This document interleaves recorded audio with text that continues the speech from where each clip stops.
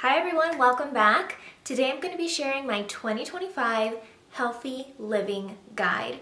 From diet to lifestyle choices to lingerie, every single detail matters. Over the past 4 months, I've become really serious about trying to make healthier choices and detoxify my life as much as possible. There's been a lot of information brought to our awareness lately. There are a lot of things that are just not good for us. There are a lot of environmental factors that contribute to really high cancer rates. These environmental factors are making us sick, giving us cancer, giving us autoimmune problems, giving us digestive issues. And today I'm going to share some simple steps that you guys can start implementing in your life today to try to get everything back on track and live a healthier life. Now, it may seem a little overwhelming at first when you start reading all of this information and you start thinking to yourself, oh my God, what is safe? Is there anything that's safe? Like, everything has chemicals in it.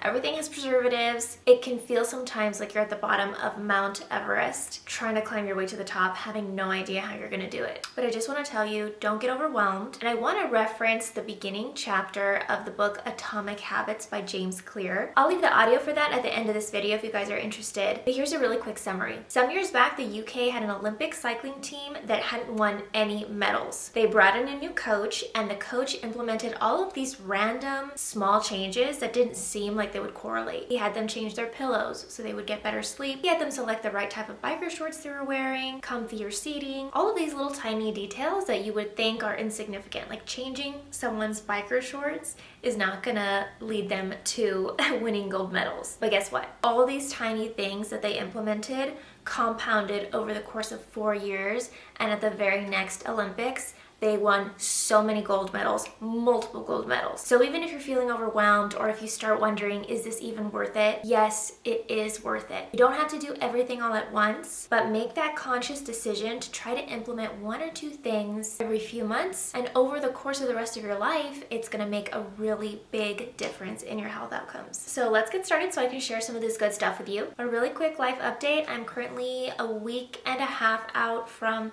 my second surgery. I'm starting to feel so much better. Yesterday was actually my first day back at work. It was a little bit rough because I'm still in pain, but overall, everything went really well. Surgery went well. I had a really scary thing happen, but I'll share that with you guys in another video. And then another life update, I cut my hair. I've had long hair for almost 10 years, and prior to that, I actually had short hair, like shoulder length, I would say.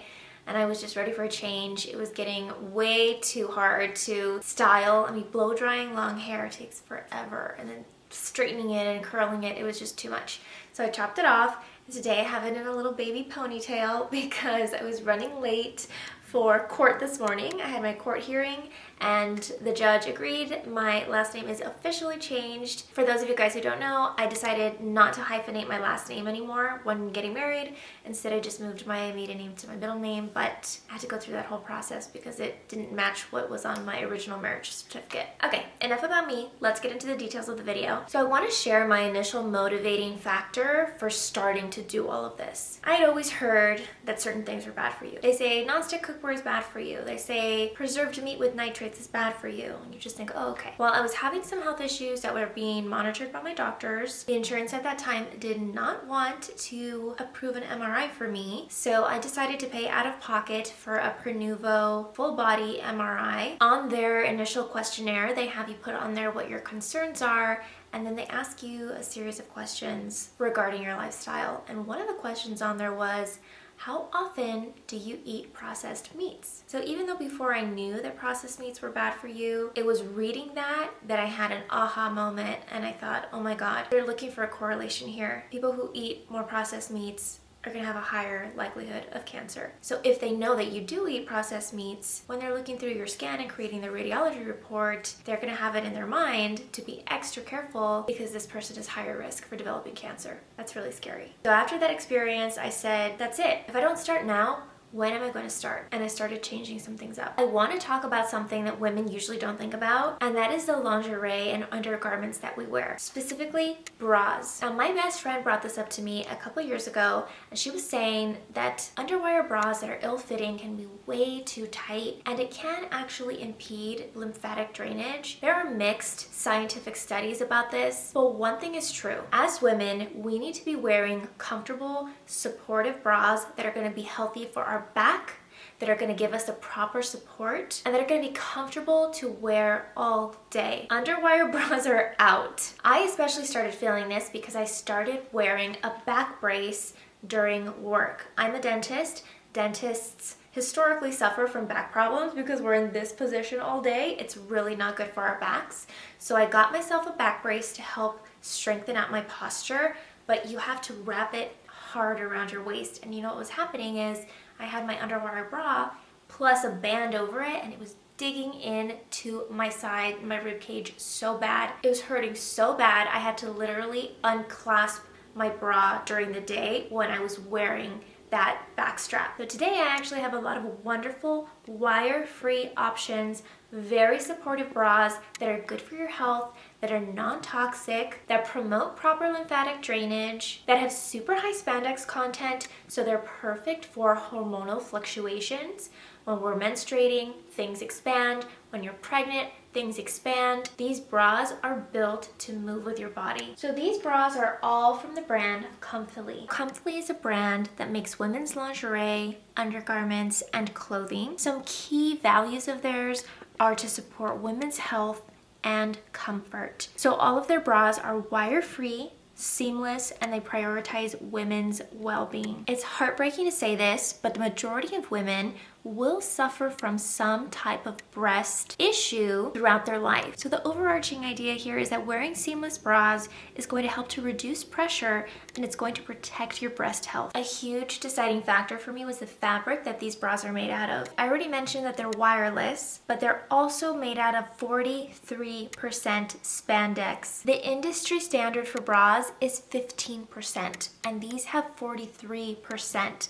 So they have exceptional elasticity. They recover their shape so well. They're stretchy, and that's what makes these bras so comfortable and perfect for all-day wear. The fabric is also non-toxic. Another feature that I absolutely love, and I know you guys will too, is that the banding on the side is so much higher than that of a traditional bra, and it really keeps everything tucked in nice and smooth. It gives extra support, and it also hides any, like, you know, we get the little bra fat that spills over. Not with this. This is gonna tuck it in. It's almost like a shapewear. The inside of each bra also has these jelly-like strips on the side, and that's how the bra is able to provide firm support without an underwire. Another key feature that I was so impressed with was just the spandex content. You have to feel this, guys. This fabric is so soft, and it is so stretchy. First, notice how the bra holds its shape. This is a really soft, comfortable, breathable fabric. But look, the bra is holding its own shape, and the material is just so stretchy. And another thing that I love is that each bra comes with its own extender. If you have a wider rib cage and you need a wider band, each bra comes with its own extender that you just clip in right here that will give you more room. That also makes these so perfect for pregnancy, guys. As mamas, we expand, we need that expandable band, and you need the stretch from this spandex to accommodate the expanding bust. No secret there. So I did mention that Comfelie has other lingerie as well. They have some panty sets. This one came in a set of 3. It's got that same wonderful fabric, and these are also perfect for all-day wear. You can get some matching colors, so you can have a matching cute set. Definitely take a look at some of their other inventory. They have so much more than just bras. The last piece I want to show you guys are these amazing leggings. These also have that spandex stretch, and the best part about these leggings is that you can actually adjust the hem on your own. These are really stretchy and comfortable. They're perfect for running errands, for lounging around the house, or even doing yoga. And they have a tight waistband right here to kind of cinch in the tummy area. I have switched to wearing these Comfelie bras every single day under my scrubs. When I'm at work, I've got this bra, I've got the back brace on top of it, and it's so much more comfortable. I don't have that underwire digging in, and the bra expands with me as I need it throughout the different hormone fluctuations of the month. And also non-toxic fabric.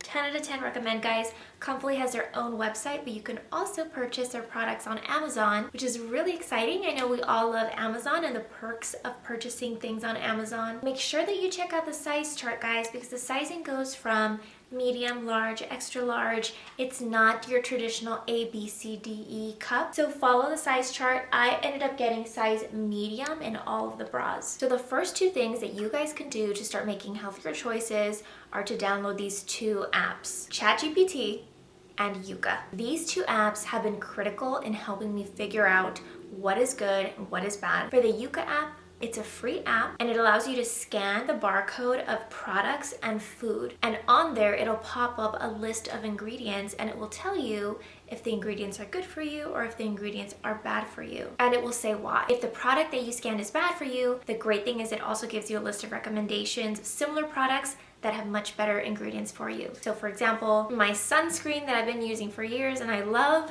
it's actually not that great for me. It has hormone disruptors and thyroid disruptors. Certain ingredients are banned in other countries. And on the app, it will also show me some alternatives if I want to make some healthier choices. So this is something I 100% recommend that you guys use. I did the premium version, the premium version is pretty much just donate what you want. So I donated $10 for the whole year, which is less than $1 a month. And I get this app, I get to search products. The free version, you can only scan the barcode of products. This app, honestly, I use all the time. It's a really easy way to make healthier choices. Have you run out of your sunscreen? Well, before reordering another one, why don't you just look up the ingredients and see if it's even good?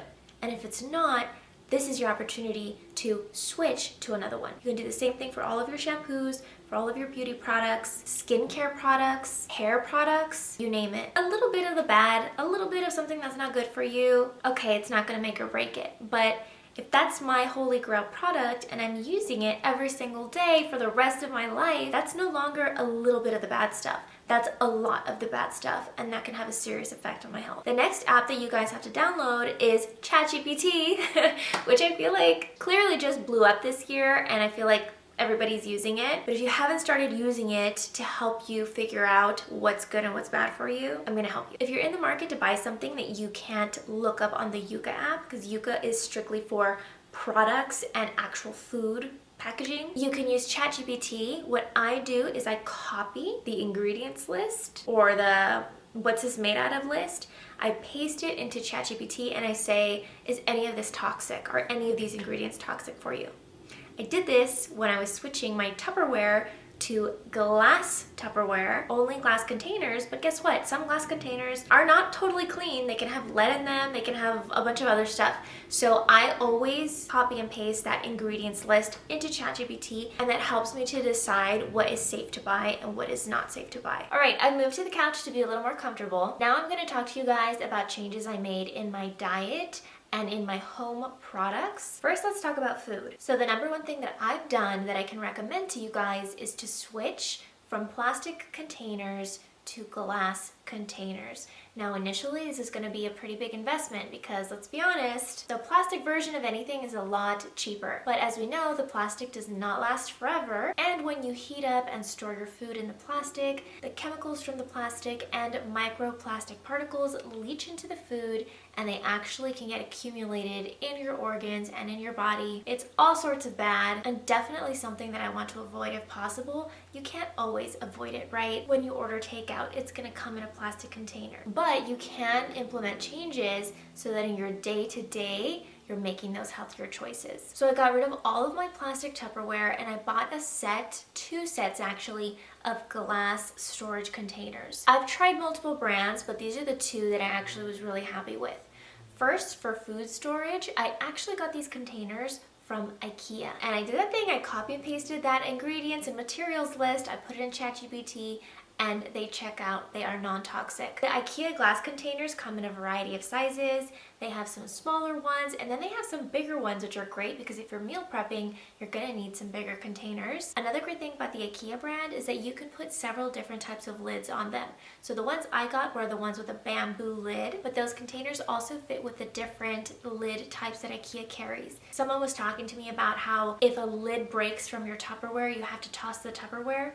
That's not the case with IKEA. You can buy individual lids or you can buy individual containers, so you always keep your set complete. If one of the lids breaks or something happens, you don't have to waste that entire container. You can just buy another lid for it. That's the beauty about buying from IKEA. You don't only have to buy it in a set. The other set of glass containers I bought from Amazon, and these are amazing. These are made in the USA. They were expensive. It was $40 for 4 of them before tax, so like $10 per container. But these actually have a glass lid with a silicone rim. So it still has to have some type of plastic, some type of silicone. It can't be 100% glass because you need that silicone rim to seal it, otherwise you'll have spills. But the body of the container is all glass and the lid has glass too. And I bought these for lunches or dinners that need to be heated up in the microwave. You can't put the IKEA containers with the bamboo lid in the microwave. And even if it's a plastic lid, the whole point is trying to get rid of plastic, right? So these containers are awesome if you're taking spaghetti for lunch and you need to heat it up. It has a little vent hole, and you know that you're getting the smallest amount of microplastic or particle or toxins in your food as possible. Another thing I wanted to quickly mention about the IKEA containers is that those can actually go into the oven as well. They're oven safe, so it really minimizes the amount of waste of container. Like if you're prepping raw chicken, you can marinate the chicken in that container, put it in the fridge, take it out, put it directly into the oven, cook your chicken, and then you don't even have to switch it to a different container for meal prep. It's just ready to go right there. So I know I mentioned microwaving. Another thing I did was switch out my microwave splatter lid from plastic to glass. Now I have to say the glass is thick, so it takes a little bit longer to heat up the food. You may have to heat your food for longer than you would if you were using a plastic lid, but this way you know you're not getting any of that plastic leaching into your food from the microwave safe lid. The next thing I changed in my kitchen was getting rid of water bottles. Now I did some research on this. There's boxed water, but to be honest, the boxed water is cardboard, and guess what? It's got a lining inside so that the water doesn't seep out. So that already can contaminate the water. Plastic water bottles, the plastic leaches into the water over time, not necessarily only when exposed to heat. So what I did was I bought glass water bottles, and I have those filled and in the fridge ready and waiting. So I fill them up with filtered water, and then I just have them stacked in the fridge. That was a big thing. So the reason why water bottles are so convenient is when you're on the go or you need something quick, you want it ready-made, ready to go. And Raj is really big on that. He loves his water bottles, and he was fussing pretty much. He was like, buy water bottles. I said, no, I'm protecting you. You're gonna thank me later. So I have to have them ready-made, so that way when he comes home and he's thirsty, he doesn't have to worry about it. He can just grab a glass water bottle out of the fridge. Sometimes the silicone rim lids, they'll accumulate bacteria, and if you don't actually take out the silicone lid and soak it in bleach, it's kind of a hassle. They'll start to stink. So for the ones for the fridge, I really liked these plastic lids because I could just dump them in bleach, let them soak in some bleach water, and then of course wash them by hand. But let's say every week or 2 weeks, you can give them a little bleach treatment, and it's not going to smell, and it's going to be a lot easier than having to, let's say you have 12 water bottles, to take out the silicone for each one of those, clean it and put it back together. It's too much time. Now in terms of my diet, it's still a work in progress, but here are a few things that I have implemented so far. I didn't realize, but I was actually consuming quite a bit of processed meats. Every day for lunch, I would buy a pre-packaged salad that had meat in them, and those meats stay fresh because they're treated with preservatives. And that falls under the umbrella of processed meats. Other types of processed meats include salami, hot dogs, bologna, lunch meats, so turkey meat that comes prepackaged. All of those meats, if consumed frequently, or let's say on a daily basis, you have a sandwich for lunch, those can greatly increase your risk of cancer. So what I did was I started making my own salads, and I started buying raw turkey, ground turkey. I batch cook it with some seasoning, and then when it comes to make my salad, the meat in each salad is a little bit of ground turkey. So there's no preservatives, it's made fresh. I did the same thing with my husband's lunch. He gets a wrap every single day for lunch, and in the wrap I was putting turkey. So in his wraps, I've also substituted the lunch meat for freshly cooked ground turkey that's seasoned. Every now and then, yeah, I'm gonna have a sandwich. Yeah, I'll order Subway. Yes, a hot dog, are you kidding? So the point is not to just give up every single thing that you love and never have it again. It's just doing things in moderation, lessening the frequency so that you can enjoy them every now and then, but it's not going to harm you. Some examples of some other things I started doing was just trying to minimize the ingredients list in my food and trying to move away from canned food. Yes, unfortunately, we're talking canned meats like tuna and Spam, which are both really delicious. I actually really love tuna, but it will be a rarity that I have it. But I'm even going so far as to making my own pasta sauces. So instead of buying marinara sauce that comes, even if it's in a glass jar, it still has preservatives. That's why it lasts so long. While we're on the topic of food, I want to touch really quickly on vitamins and supplements.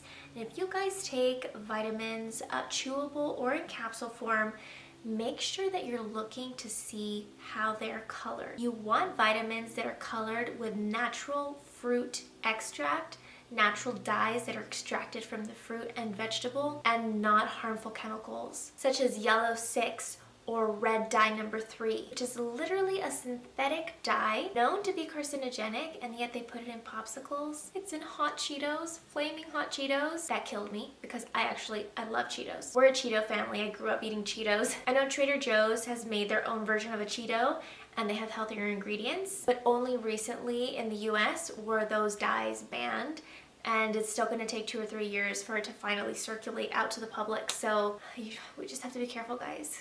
Make sure that you're reading the labels. So with the vitamins, you want to take a look and you want to see exactly how they're colored. I just want to mention 2 more things that I've changed, 2 more things that I've implemented. One is regarding the water and one is regarding scents for my home. So I recently decided to buy a water filter. Now for your drinking water, the best thing would be if you could buy a water filter. You don't want to be drinking tap. Tap water has a lot of contaminants in it that are really not good for you. Pesticides also run off with the rain and get into the water supply. Water supply has been tested and found to have levels of these types of pesticides.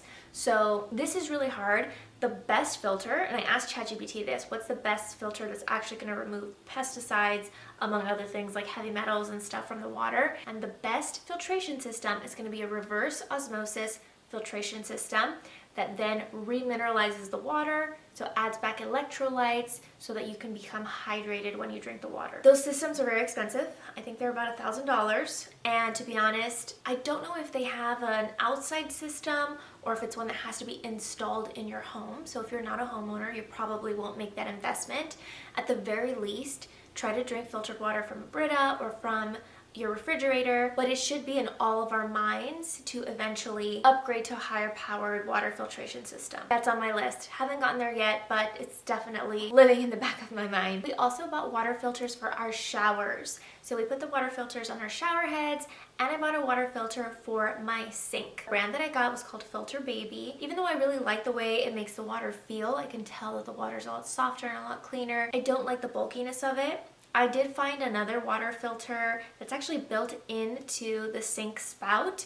I have not changed that out for myself, but I will have it linked in the notes. You can get that on Amazon, and it's a lot cheaper, and changing out the filter is going to be a lot cheaper. My husband actually got a shower water filter from Amazon. We read the description and compared with some of these more expensive ones like the Jolie filter and Filter Baby, and to be honest, it was pretty much the same thing. And the replacements are so much cheaper. I think it's like $20 for the replacement versus $60. You replace it about every 3 months, so yes, it is another maintenance, but you will feel a huge difference. I really didn't believe it until I showered in another shower, and when the water is not filtered, my hair is drier. It gets knotted super easily. It's like I struggle to brush it out, and when I shower in the water with the filtered water, your skin is more supple. My hair, I kid you not, when I brush it, it has less knots in it. I don't know what causes that, but I really did feel a difference. It's not just like, oh, my skin cleared up and whatever. You can feel an immediate difference when you walk out of the shower. Now, the last thing I did for my home is I switched what types of scents I buy. I have been a huge fan of home scents. I grew up with it. My mom has always had plugins all over the home. And I've tried different brands, Febreze, Airwick. They make your home smell amazing. Well, I was doing research on why candles were toxic for you, and as it turns out, the fragrances that they put in these diffusers And these wall plugins are synthetic and very toxic for you, especially when they're in a closed area that's not well ventilated. Okay, well, hello, that's everyone's home. You're not gonna have every single window open all the time, so technically we're in an area that's not well ventilated, and what we want is for that scent to build up.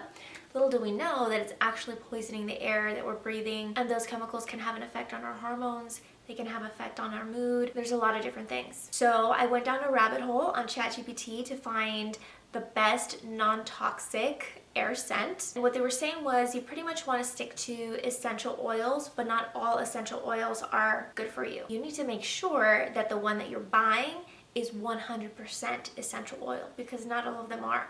A lot of these oils will have a preservative to keep the scent and prevent it from going rancid, and that's what's bad for you. So not even all oils are clean oil. The company that I started purchasing from is called Scentfil. Initially, I bought from their website, but then I found out that they actually have them on Amazon as well, so it's awesome. I did get my refills from Amazon, and they have a section there that's 100% essential oil, non-toxic, and then they have some other ones that you can choose from. So I got the 100% non-toxic ones. The scent that I got was basil rose. Oh my gosh, you guys, it smells so good. It's a mix of like earthy and sweet, almost like what you would smell at a spa. Really delicious. So I bought 3 of those and I have them in my bathrooms. Now they are kind of expensive, I'm not gonna lie to you. I think I spent initially $70 on scents, which is crazy, but for a pack of 3 I think it's $25. So every month, you know, you'll have to refill them. It'll be $25.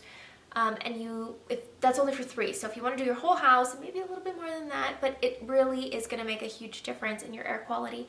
Or you could also just not have scent at all. For the bathrooms, I definitely wanted to have some scent, especially when guests come over. You want to make sure that everything is smelling really nice and fresh. We all know what happens in bathrooms. I'd rather it smell like rose basil, and I'm willing to pay good money for it. So those are the main changes that I've implemented. I still have a long way to go. It has to be a lifelong commitment to making healthier choices and upkeeping it. Next up, I want to focus on the different types of oils I use for cooking. I'm throwing away all of my nonstick pans and switching to only stainless steel and ceramic. And eventually I do want to look into buying only organic food.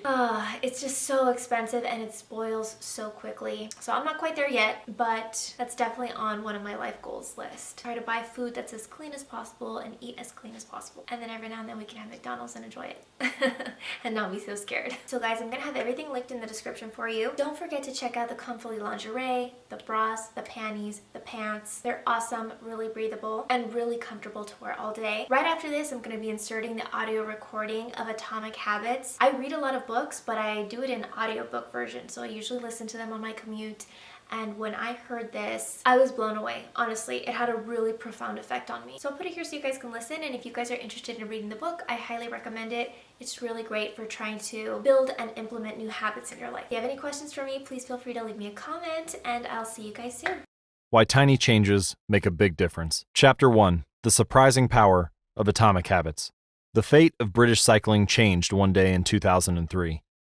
The organization, which was the governing body for professional cycling in Great Britain, had recently hired Dave Brailsford as its performance director. At the time, professional cyclists in Great Britain had endured nearly 100 years of mediocrity. Since 1908, British riders had won just a single gold medal at the Olympic Games, and they had fared even worse in cycling's biggest race, the Tour de France. In 110 years, no British cyclist had ever won the event. In fact, the performance of British riders had been so underwhelming that one of the top bike manufacturers in Europe refused to sell bikes to the team because they were afraid that it would hurt sales if other professionals saw the Brits using their gear. Brailsford had been hired to put British cycling on a new trajectory. What made him different from previous coaches was his relentless commitment to a strategy that he referred to as the aggregation of marginal gains, which was the philosophy of searching for a tiny margin of improvement in everything you do. Brailsford said, "The whole principle came from the idea that if you broke down everything you could think of that goes into riding a bike and then improve it by 1%, you will get a significant increase when you put them all together." Brailsford and his coaches began by making small adjustments you might expect from a professional cycling team. They redesigned the bike seats to make them more comfortable and rubbed alcohol on the tires for a better grip. They asked riders to wear electrically heated overshorts to maintain ideal muscle temperature while riding, and used biofeedback sensors to monitor how each athlete responded to a particular workout. The team tested various fabrics in a wind tunnel and had their outdoor riders switch to indoor racing suits, which proved to be lighter and more aerodynamic. But they didn't stop there. Brailsford and his team continued to find 1% improvements in overlooked and unexpected areas. They tested different types of massage gels to see which one led to the fastest muscle recovery. They hired a surgeon to teach each rider the best way to wash their hands to reduce the chances of catching a cold. They determined the type of pillow and mattress that led to the best night's sleep for each rider. They even painted the inside of the team truck white, which helped them spot little bits of dust that would normally slip by unnoticed, but could degrade the performance of the finely tuned bikes. As these and hundreds of other small improvements accumulated, the results came faster than anyone could have imagined. Just 5 years after Brailsford took over, the British cycling team dominated the road and track cycling events at the 2008 Olympic Games in Beijing, where they won an astounding 60% of the gold medals available. 4 years later, when the Olympic Games came to London, the Brits raised the bar as they set 9 Olympic records and 7 world records. That same year, Bradley Wiggins became the first British cyclist to win the Tour de France.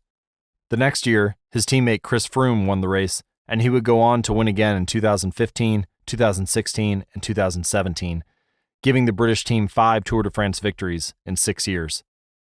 During the 10-year span from 2007 to 2017, British cyclists won 178 world championships and 66 Olympic or Paralympic gold medals, and captured 5 Tour de France victories in what is widely regarded as the most successful run in cycling history.